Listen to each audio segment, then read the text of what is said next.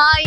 ஆலங்குடி அப்புறம் ஆலங்குடியை சுற்று வட்டாரத்தில் நடக்கக்கூடிய எல்லா செய்திகளுமே நீங்க டக்குன்னு தெரிஞ்சுக்கணும்னா நியூஸ் 55 சேனலை சப்ஸ்கிரைப் பண்ணுங்க.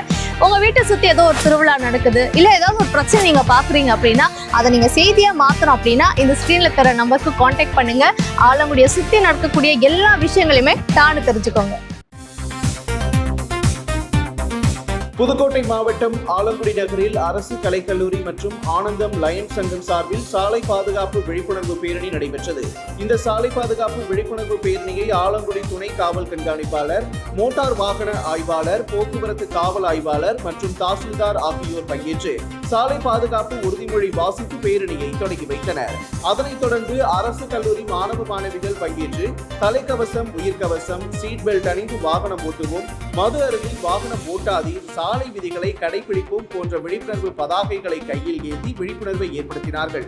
இந்த விழிப்புணர்வு பேரணியின் போது ஆலங்குடி நகரின் பிரதான பகுதிகளான பேருந்து நிலையம், அரசமரம், வடகாடு முத்தம், சந்தைப்பேட்டை உள்ளிட்ட பகுதிகளின் வழியாக பேரணியாக சென்று விழிப்புணர்வை ஏற்படுத்தினார்கள்.